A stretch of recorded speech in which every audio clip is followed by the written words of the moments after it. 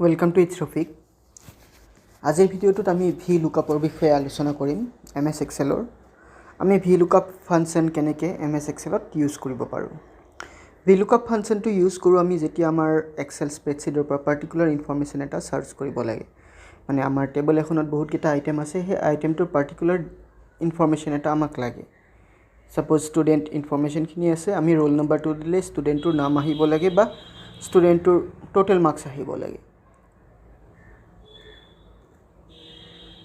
So VLOOKUP ফৰ্মুলাত কি আছে? VLOOKUP ফৰ্মুলাত totally আমাৰ 4টা পাৰ্ট থাকে।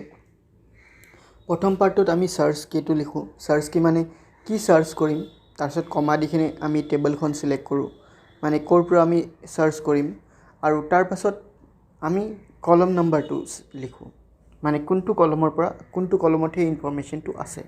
তাৰপিছত আমি কি বিচাৰিছোঁ, মানে একজেক্টলি যিটো কিৱৰ্ড লিখিছোঁ সেইটোৱে লাগে নে তাৰ লগত মিল থকা হ'লেও হ'ব, সেইটো লিখিম। তাৰ কাৰণে আমি ট্ৰু বা ফলছ লিখোঁ। চ' লেটছ ট্ৰাই। এতিয়া আমাৰ ইয়াতে 3টা কলম আছে আমাৰ টেবলখনত, চিৰিয়েল নম্বৰ, নেম আৰু এড্ৰেছ। আমি আমাৰ লুকআপত এনেকৈ বিচাৰিছোঁ, মই যদি চিৰিয়েল নম্বৰটো লিখোঁ নেমটো অট'মেটিক আহিব লাগে। তাৰ কাৰণে আমি কি কৰিম, নেম কলমত নেম চেলটোত টাচ কৰিম বা ক্লিক কৰিম।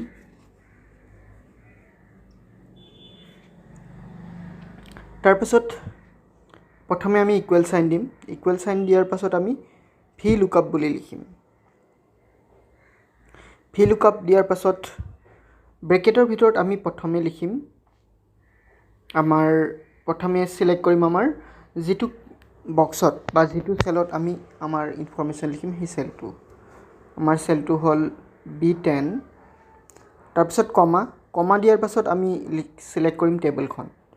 আমি হেডিংটো সিলেক্ট নকৰোঁ, তাৰ পৰা বাকী গোটেইখিনি আমি সিলেক্ট কৰিম। টেবলখন আমি সিলেক্ট কৰিলোঁ। তাৰপিছত আমি আমাৰ কলম নম্বৰটো সিলেক্ট কৰিম, কোনটো কলমৰ পৰা আমি পাৰ্টিকুলাৰ ইনফৰমেশ্যনটো সাৰ্চ কৰিম। আমি নামটো সাৰ্চ কৰিম, আমাৰ নামৰ কলম নম্বৰ হ'ল 2। চ' ইয়াতে 2 লিখিম। তাৰপিছত কমা দিখিনি আমি ট্ৰু বা ফলছ লিখিলে হ'ল। ট্ৰু মানে আমি যদি চিমিলাৰ টাইপ ভেলু হ'লে শ্ব' কৰিব, আৰু ফলছ দিলে একজেক্ট যিটো টাইপ কৰা হৈছে সেইটোৱেই পাব লাগিব। ট্ৰু বুলিয়ে দিলোঁ বাৰু। তাৰপাছত ব্ৰেকেট ক্লোজ। এতিয়া আমি যদি ফৰ্মুলাটো অ'কে কৰোঁ, তেতিয়াহ'লে আমি নট এভেইলেবল পাম, কাৰণ আমাৰ চিৰিয়েল নম্বৰত একো ভেলু নাই এতিয়ালৈকে। এতিয়া মই চিৰিয়েল নম্বৰত যদি 1 লিখি দিওঁ, লিখিবা ৰোহান আহি গ'ল, কাৰণ ৰোহানৰ চিৰিয়েল নম্বৰ 1। 1ৰ ঠাইত যদি আমি 2 লিখোঁ, কি আহিব চাই ল'বা। এতিয়া আহিলে প্ৰিয়া, কাৰণ প্ৰিয়াৰ চিৰিয়েল নম্বৰ 2 আছে। এতিয়া আমি এড্ৰেছটো আনিবলৈ কাৰণে সেম ফৰ্মুলা আমি ইয়াতে এপ্লাই কৰিব পাৰোঁ।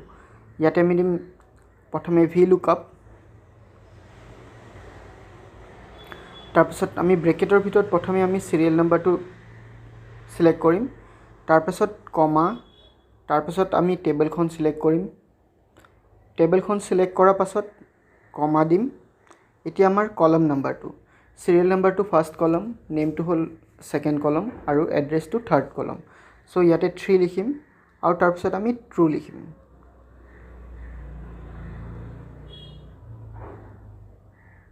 ট্ৰু লিখিলোঁ। এতিয়া আমি অ'কে কৰি দিলে আমাৰ এড্ৰেছটো আহি গ'ল।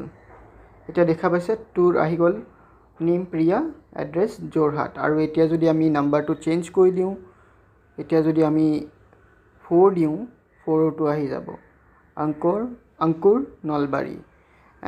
আৰু 5 যদি দি দিওঁ আমি, 5ৰ ভেলিউজখিনি আহি যাব, ৰাজেশ ধুবুৰী।